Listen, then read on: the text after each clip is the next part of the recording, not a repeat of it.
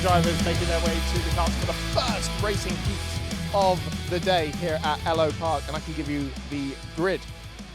On pole position for the first heat of the day, it's Kieran Land with Matt Trumpet on the front row of the grid. Felix Bolin will be third alongside David Story, and then Colin Jeffries, Ollie Ricks. Brad Philpott starting his first heat in 7th place alongside Stuart Neal. Darren Oscroft and Colin Ward, one of the prominent figures of the F3 Cup. Adam McDonald, Andy Flagg, another F3 Cup racer, and John McClintock. A lot of F3 Cup drivers in this one because we've got Gregor Gomes starting in 14th as well, alongside Miguel Asacao. And then completing the grid will be John Lang, Paul Mallam and Peter Mason in this 18 kart field. Matt Trumpets, of course, in the red bib on the front row of the grid as well, with the black helmet. The final karts are in place, and the marshal heads to the front of the field to start the action here at Ellough Park, indicating to the lighting gantry.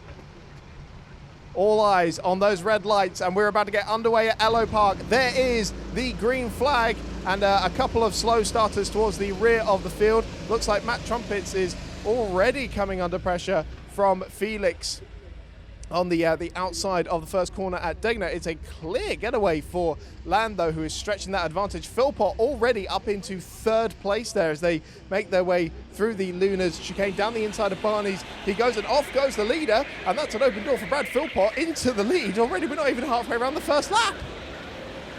Trumpets there getting his nose involved as well, and he takes 2nd place as well. It's a missed apex 1-2 at the moment as Philpott is streaking clear, but Trumpets coming under big pressure from behind. A cut up the inside into Rossi and around the bank completes the move. So Trumpets down into 3rd place now. There's a lot of lunges going onto that bottom hairpin. Trumpets does hold on to 3rd as there's carnage behind. The cars bumping a little bit into each other, using all of the runoff into the NHS corner, as we're now calling it. Yes, and it's a clear lead for Brad Philpott at the end of lap 1. Trumpets trying to retake 2nd place there from, I believe it was Land, after his little excursion at the Barney's hairpin. But there is a train of those karts at the moment heading in to that hairpin. Oh, a little bit of a rub there. Trumpets gets squeezed out and loses 2 spots there. That seemed a little bit rude, but he's coming under big pressure now as they head through the next set of hairpins. No quarter given for our elder statesman here today. And the panellists, you'll be able to identify us nice and easily because most of us have our own kit.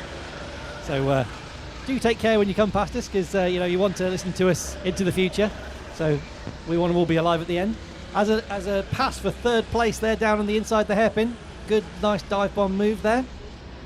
Flag on the outside of the NHS hairpin. Flag goes out wide. That is an open door for Mason to try and come through. They're going to be rubbing wheels as they head down the straight. Flag will have the inside line for Degner, but that is not going to stop Mason trying to get around the outside, but Flag fends him off for now. A robust bit of driving there from Andy Flagg. Nothing less from Andy Flagg. Oh, now wide. There goes the 3rd place kart. It was closing in there on Ollie Ricks.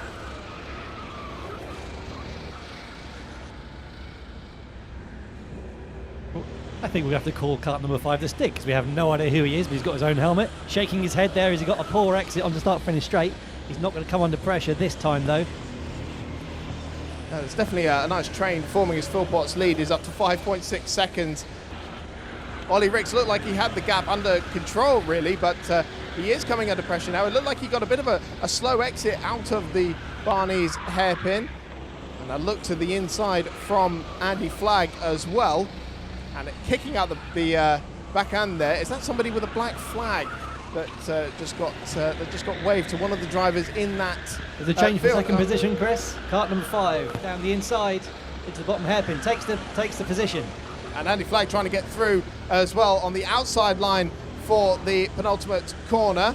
It should have a rather excellent run here down the straight, but it is kart number 5 now in 2nd place ahead of Ollie Ricks. And down the inside goes Flagg, and Flagg picks up the spot as well. So no second invitation needed there.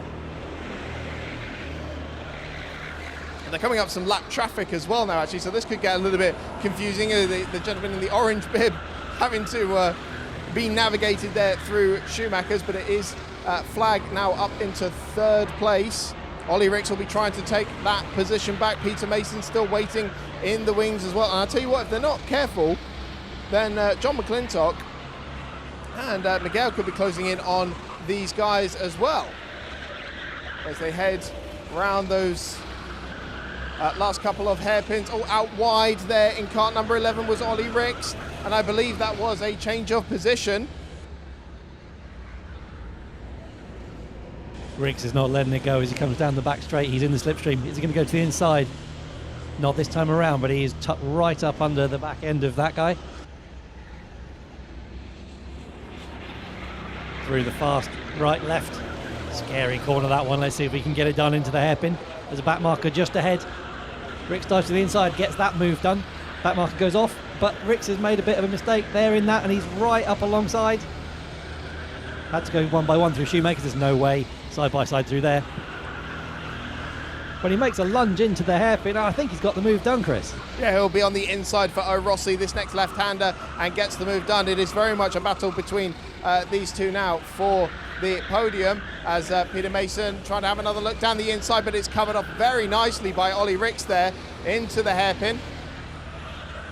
And again, great defending as they head through those final two corners. A quick look over the shoulder to spot where he is. I do believe that the black flag came out for Andy Flagg because he's no longer in this battle and is showing a lap down on the timing. So it looks like this battle for second place now is just between for third place between Ollie Ricks and Peter Mason. It's a disaster for his event because a black flag obviously means that you lose vital points and positions for the finals with deciding your grid. So really important to keep the racing clean out there today. It's the aim of the game. You've got to build up towards a good position in the final. Is that Peter Mason? No, Peter Mason just getting alongside the back marker there. Well, that might be a change for position, but still Ollie Ricks there in third place, but Peter Mason still having the run. Ollie Ricks once again very defensive into that penultimate hairpin. Still doing a fantastic job to keep that number 16 cart behind. Once again, a sort of compromised exit onto the straight, but it doesn't seem to be enough to give Peter Mason the run he needs to go into the dig. Although, down the inside, I think he went, and he has indeed taken third place. But here comes Ollie Ricks trying to get back up on the inside at Lunas. Thinks better of it. No way you're going to get up the inside of that chicane. Absolutely. It's all about lining it up into the hairpin past, and actually that semi-move actually gave him a little bit of a check up through that chicane, and he's lost a bit of momentum. Try and stick with him now through the closing stages of this heat. Only less than 2 minutes to go in this one. And closing in on these guys is John McClintock and Miguel in the number 10 cart. So Ollie Ricks has got to look over his shoulder here to try and make sure he holds on to a place in the top four. But Peter Mason coming over the line. There is the checkered flag as well. So it's Brad Philpott who takes the victory in the first heat